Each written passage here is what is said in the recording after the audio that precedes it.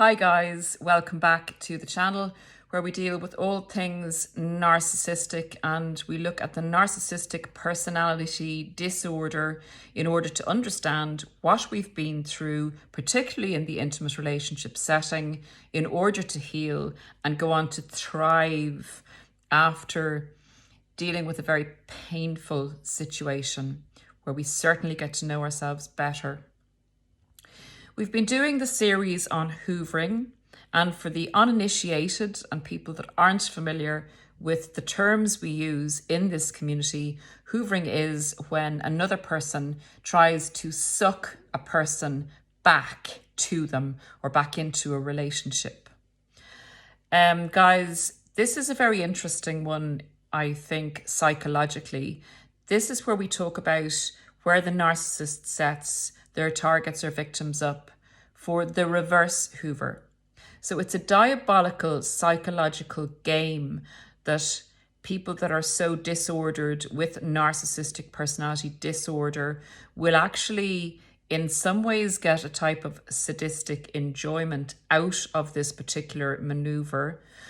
But it also serves a great purpose. It serves a few different functions. So the reverse hoover is when the narcissist sits back after the discard, being very unattached to you or to anyone else. They can coldly sit back and get on with whatever they're doing, but in relation to you, they're unattached to you, so they know you very well. They will sit back and wait and see what you will do, knowing what you will do, knowing that it's going to be psychologically completely nearly impossible, given that you don't know what you're dealing with, that you will re-engage with them for various different reasons.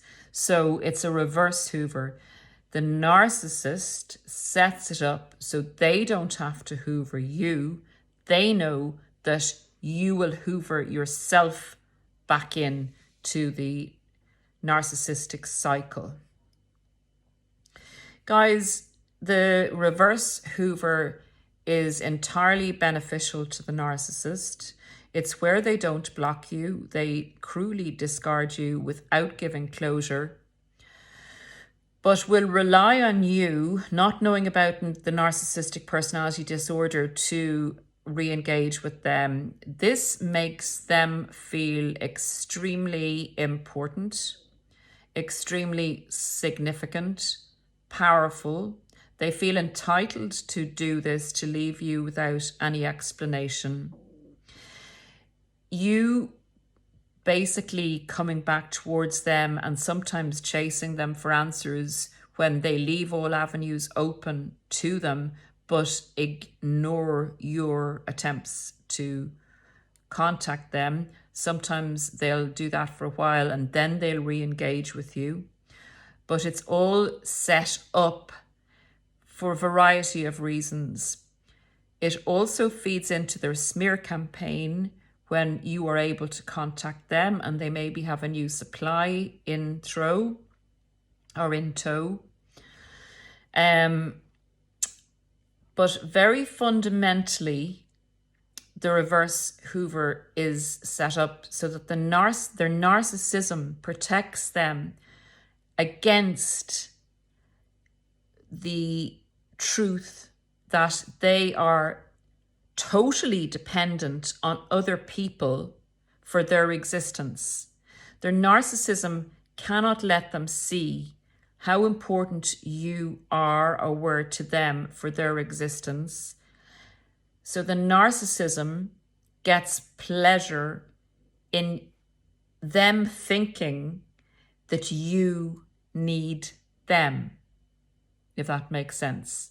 So the narcissism reverses the truth and reality of the fact that it's the narcissist that needs you, and you coming after them protects them in their reality, and then in their reality they reframe reality and believe that they're the significant and important one and you're the one that needs them. So it's quite a sick, diabolical dynamic.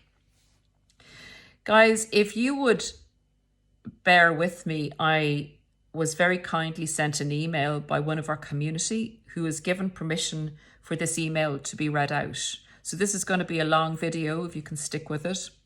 I hope it'll be informative. The email describes a relationship with a narcissist. And if you listen to it, you'll realize that the narcissist takes you, really confuses you, is not a stable character. They change all the time from 1 minute to the next. Their reality changes. It's easy to see, or it's easier to see in retrospect when you look back at your story. But when you're going through this, you will be emotionally attached to this person. You'll be trying to figure it out, and you'll be trying to work with them on the relationship that you have invested in. So when the red flags do come up, you don't know what you're dealing with. So forgive yourself for staying, forgive yourself for trying to work it out. And most importantly, forgive yourself if you went after the narcissist, and this isn't discussed very much. If you went after the narcissist after the discard, and you may have done this for quite a considerable amount of time, in your confusion and not knowing that you were dealing with someone who was mentally unstable, actually insane, because they have a personality disorder that distorts reality. So that's my opinion, that they are verging on insane, even though they, as I said in one video in the early days, they're like a functioning lunatic. They actually can function, or like a functioning alcoholic. They function in a fake way where they appear to be normal and can appear that way. They're covertly narcissistic. So forgive yourself for not knowing about narcissism, not knowing what you were dealing with, and trying to find answers and trying to sort out, trying to communicate with this person who left you in such a diabolical way.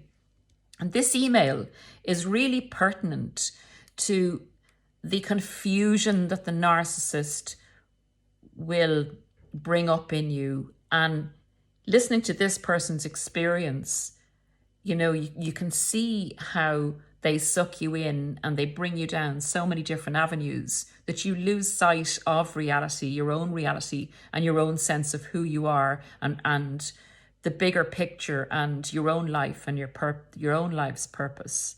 And reading this email, just imagine that you don't know about narcissistic personality disorder, and see how easy it is to get sucked in. And guys, again, if you're new, if this is your first time listening to one of the videos here, consider subscribing or commenting or sharing. Do whatever it takes to get the knowledge, either from this channel or others, or all, out into the wider community. People don't know this. They do not know about this personality disorder, and it is very prevalent. And it takes people ages to heal without knowing what they're dealing with here. And I don't think people heal fully unless they know what they've been dealing with. It's imperative to understand what you've been dealing with in order to understand yourself. So I'll read the email without further ado, and you can imagine after going through this how a person would want answers, and the person to give them answers is often, you know, we think, without knowing we were dealing with a narcissist, you would go to the person to seek closure, to seek understanding of what was going on, to wonder at them walking out on a relationship that was in full flow without explanation or without any valid reason. So I'm going to get on with this, and let's see what we come up with, guys. Hello, Paula. First and foremost, thank you for what you're doing with your channel. Listening to your channel along with HG Tutors might be the reason I'm still alive today. Guys, I would love to share my story with you in hopes that my experience might save someone's life. I'm not messing here. That's how significant this is. When you've really just been discarded, you can get so very low, and they've messed with your brain, your mind is messed up, and people often no longer see hope. I am a paramedic that works at the local hospital. Early last year, we got a new assistant, nurse manager. She seemed very strange when I first met her and didn't really acknowledge my presence. In inverted commas, not that I was looking to be noticed by her. Now, narcissists will often, guys, if they're interested in you, it's a funny kind of dynamic. They'll often ignore the person that they're most interested in to get that person curious about them as to, they get into your brain, why is that person ignoring me? And they're friendly to everyone else. It's very narcissistic, that kind of stuff.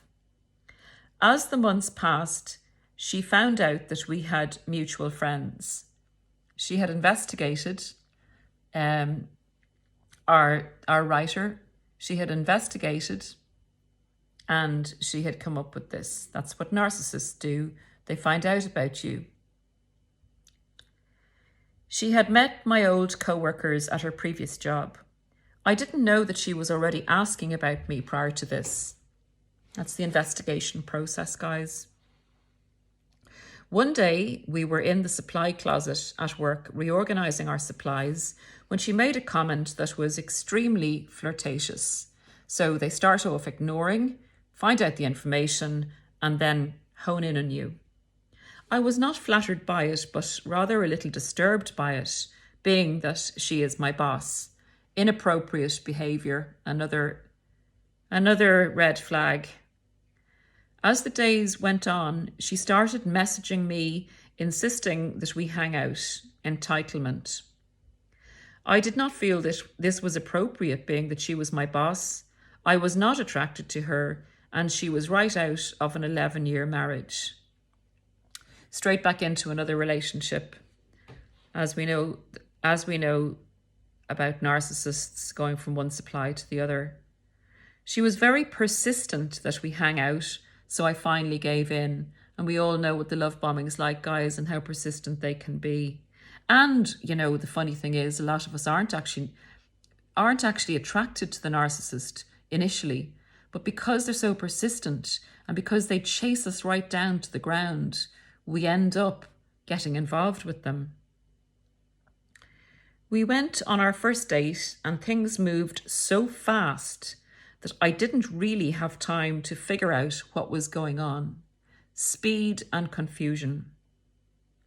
After the second date, she bought me a trip to, I won't say the place just in case it's identifying, it's a place in America with her that I did not feel right in taking. Gift buying. She was buying me little gifts that I did not ask for and felt bad accepting. Very fast. By the third date, she was asking me to meet her daughter and asking if we were officially a couple. The speed of light, guys. Again, I felt that this was moving so quickly, but I decided to give it a chance. As the weeks progressed in this new relationship, I saw little things that I was uncomfortable with. Red flags. When I set healthy boundaries, I constantly felt she was testing the limits. Yep, narcissist, always push your boundaries and continue to push them right to the brink. After about 4 months, I was ready to leave her due to constant belittling and arguing and her testing the boundaries. One day I told her that I was done and wanted out. I had never been madder than I was that day. That same night, I got a call from her telling me she was pregnant.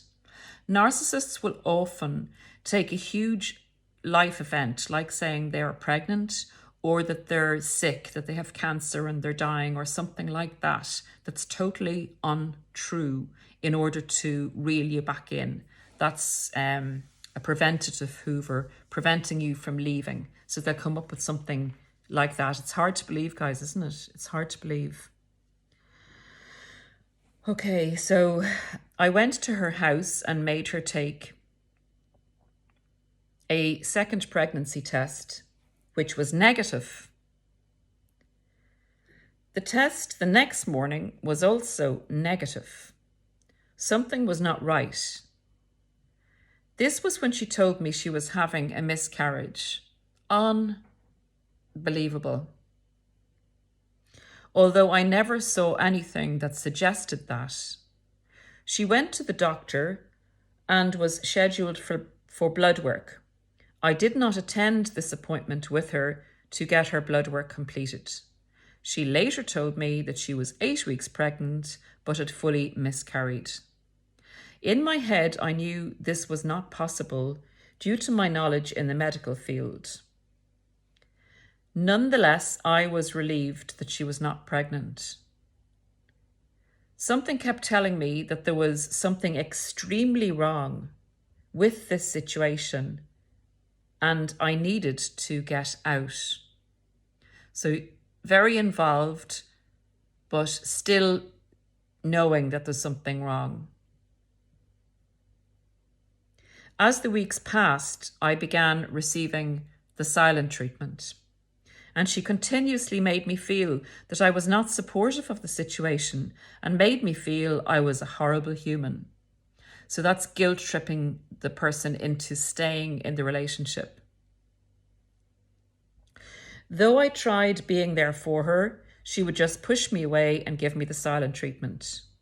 A few weeks passed and she began treating me worse. I had enough and broke up with her. This lasted about a week until I began thinking of all the things she did for me, the gifts, the sex, etc., and I wanted that moment in time back. That's when we want the love bombing back. We're so confused at this stage. She's made the author of this email feel really awful for apparently treating her without compassion for the alleged miscarriage that she didn't have, and she's treated him horribly as a punishment for that. However, the good times the guilt was, he left, the guilt was kind of on his plate, and he thought about the good times and how nice she had been in the beginning. We got back together and started going to therapy to get past the, in inverted commas, miscarriage. This soon turned into couples counselling, where she made me feel even worse than I already did and had me believing I was a horrible human. Narcissists can bring you to counselling, can con a counsellor, can con a therapist, and use it to abuse you. So be really, really careful, guys, with this one. Due to this, I was trying even harder to please her. Now, who hasn't been there? Hands up, guys. Hands up. Who hasn't tried harder to please them? Things started going great again. Aha! Where I felt that we were finally on the same page. So you're trying harder to please them, and then the narcissist starts another little love bombing phase to make you feel that you're a good girl or good boy, you've tried harder, and now they're going to give you the prize of having a little bit of, the love bombing again. It's just dangling hope in front of you to get you to perform harder for them. Okay, so New Year's came around, and this is where the nightmare begins. I had thrown away an old rug in her house that her dogs had pooped on and was no longer salvageable. I had told her that I would buy a new rug for her, but she continued screaming at me until I lost my temper and screamed back, which is unlike me to let my anger reach this level. So that's reactive abuse at the narcissist totally losing it over something minor, going into a narcissistic rage. She used this scenario to tell her family that I had hit her during my discard phase. So reactive abuse, guys, we can react badly because our minds are totally messed up. The narcissist has been abusing us horrendously. We don't know where we're at. We don't know why we're feeling so much pain. They have us convinced that there's something wrong with us, and we can react to their abuse with abuse, and then they use that against us to try and convince us that we are the problem. It's diabolical stuff. Okay, sorry, I just lost my place here. By this point, I was so depressed and was on the brink of suicide. Little did I know it was about to get worse. Never have I laid a hand on her and was blown away by this accusation. It's drama of the highest level and it's toxic, and you get into the middle of it because you can't see the wood for the trees or the narcissist for the bees. She had also told her family that I had drugged her at work. I mean, they come out with these most amazing stories. A few weeks later, things were back to okay, in inverted commas, and we had taken a trip together where I thought things were going great. Again, another little, we're all okay and we'll get over everything together. We'll work together on the relationship.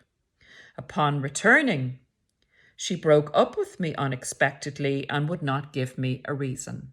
The ups and the downs, the to and the fro, the backwards and the forwards, the mental messing with your hormones, your pleasure hormones, bringing your pleasure hormones up and then dropping you down, which can bring you from an ecstatic high to think the relationship is going well and working, to being suicidal because it's the up and down of the chemicals in your body as well as everything else. It's really dangerous. It's dangerous being with a narcissist, guys. When I asked for closure, she said I needed to find it on my own.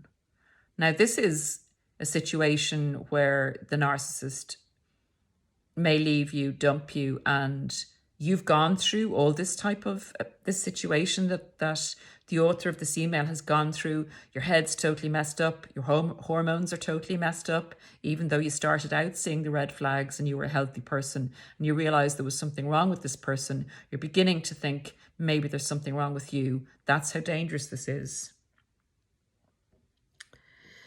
In the weeks to come, she was extremely rude to me at work and knew I was in pain. I knew something was not right. You see, all along, you know something's not right. You know you must listen to your gut. Listen to your gut in situations. Your gut's not lying. I started asking around about her. Good. You used your initiative here and found out she had lied about her past job experience and many other credentials that she claimed to have had, such as a bachelor's degree from the university which I attended. That could have been mirroring in the initial stages, saying that she went to the same university. As time passed, I was heartbroken and wanted her back so bad. That is to do with the amount of intensity that this person has put you through. Your hormones and your emotions are all over the place, and you become addicted and dependent on this person because you've lost sight of who you are yourself.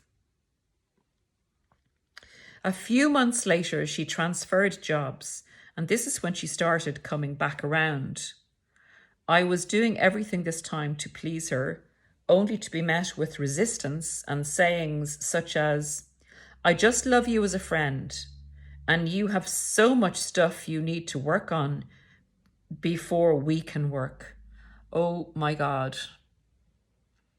Just sit and listen to that. Isn't that so familiar? You've got to work on yourself before we can ever work as a couple, after they've done all this damage to you and projected their issues and problems onto you. It's unbelievable. Okay, I just want to be friends. This is a very familiar thing. This had me giving everything I had.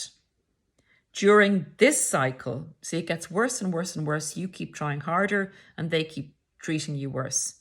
During this cycle, she began withdrawing intimacy, very narcissistic thing to do, and made me feel like I was the problem. All narcissists do this, guys. I had suspected infidelity but couldn't prove it. Not long after, the discard came again. I was hurt once again. The week prior to this, she had asked if I would consider trying again to have a kid with her, which I said wasn't a wise idea, being that we had just got back together and I wanted to make sure we were functioning okay. Thank God you still had enough of yourself left, enough of your wisdom and your grip on reality to make that decision, and call strength to you on that one, I tell you. Okay, so we were scheduled to return to my hometown a few hours away so she could meet my parents. The week of the trip, she said she couldn't go due to only liking me as a friend after everything I had done, not only for her, but for her child as well. I had asked her why she asked if I would consider having a baby with her if she only thought of me as a friend. Great, logical, functioning thinking. She said she wanted to have a kid with me, but did not want a relationship, which I took as a huge insult. Messing with your brain totally. Not for 1 second did I even consider this scenario. I had not heard from her in a few weeks until one day she sent me a message saying she was thinking of me, followed by a picture, followed by a phone call, then a final text message asking if I was ignoring her. And that's one they'll send, are you ignoring me? Why are you ignoring me? That's a very cruel thing to do, etc. if you go no contact. And when someone asks you that, you kind of nearly feel compelled to give them a reason, being an empathic person, but you must realize you're dealing with a narcissist, and that's just an attempt to get you to re-engage. All this happened in a matter of hours. Yeah, entitlement, whenever they feel like it, they want to pull your puppet strings and reel you back in. Guys, we don't want to be anybody's puppet. We have a life of our own. We have our own authenticity. We have our own authority and agency. We have a purpose in our life. We do not want to be at the beck and call of someone who is extremely unstable. I was stunned as to how she can dump me, but still send all these messages to me after the fact. This is when I knew something was horribly wrong. I suspected a personality disorder of some sort, but didn't know which one. Thank goodness you had some medical background, so you had an inkling that there was a disorder there. And I mean, normal people like that aren't in the medical profession would at this stage begin to question the to and the fro, but we can get very caught up in the toxicity, and sometimes, as I said, we can't see the narcissist for the bees. Okay, we're coming to the end now. I had no idea NPD existed. No idea that narcissistic personality disorder existed, like so many people in the world don't. I went on YouTube and saw a video on the cycle of abuse used by narcissists and there it was. It was like the video was describing my life for the past year. How many of us have watched the videos initially and thought, how can they know what happened in my relationship? It's because narcissists follow the same cycles of abuse, the same patterns of behavior, with a few tweaks here and there as to how they approach the situation. So that's it. He talks then about going on to researching further. Came across HD Tudor's channel. This was mind-blowing. All of the situations that had happened between us, were described on this channel. He says, I recently found out that she got fired from her job, which was not shocking one bit, being that she had never been able to hold down a job for more than 9 months at a time. I had already implemented a total no contact regime. When she couldn't get through, she utilized her sister to call me. I did not answer, but found out it was her sister calling me when I backtraced the phone number. I am finally free of her, and in inverted commas, for now. And I'm working hard to work on my life again. Watching your videos, along with HG's, has helped me understand what has happened and has helped me to move forward. Feel free to share this story. If it helps someone else, then it was worth it. Thank you. Thank you for allowing us to see your experience, and I'm sure in a lot of ways identify with it. Thank you. It's a very healing, very wonderfully giving email.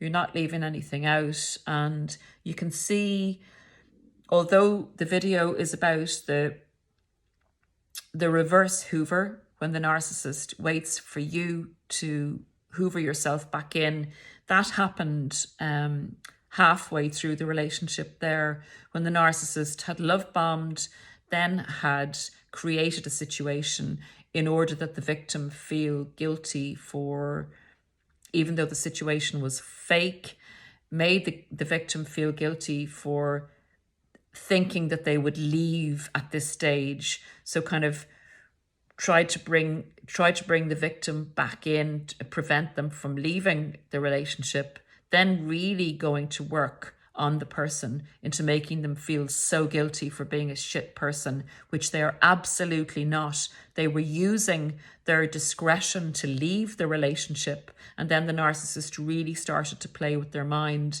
in relation to honing in on them being a bad person. And then when that person was so confused, the narcissist then upped it again, made the relationship, seem amazing and work, and stopped their nonsense for a while. So the victim was hoovered back in. 1, a preventative hoover, then 2, a love bomb hoover. And then the victim was dropped. And at that stage, the narcissist then went into the diabolical hoover, which is the reverse hoover.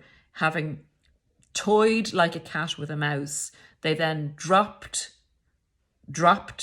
the author of the email and then set a trap. They set a trap for the person to look to them again for explanation of what had happened, for closure, and to re-engage with the relationship. It's dangerous, guys. It's really dangerous messing with a narcissist. So this person is healing now, but there is suicide mentioned, suicidal thoughts, because of the abuse that they went through. And this person knew there was something wrong in the beginning of the relationship. You knew there was something wrong at the beginning of your relationship. I knew there was something wrong at the beginning of the relationship when the red flags started to show. All of us may have seen the red flags at different stages, maybe not just initially, maybe it took a few months before the first red flag popped up, but we did see them. We ignored them for empathic reasons, but never again, guys, never again. So that's the reverse hoover as best I can describe it. It's a situation where the narcissist leaves communication channels open, has worked on you to know that you will not be able to leave them alone because of the abuse cycles that they've put you through, similar to what has been described in this email. A huge thank you to this member of our community, a huge thank you. And at some stage, I hope to do an interview with you. You know who you are. Thank you for giving us the benefit of your experience. Okay, guys, that's it for now. I will be back to you soon. It's been a long video. Have a great week ahead. And again, consider subscribing, consider sharing. We need to get people to know what they've been dealing with. Thanks. Bye.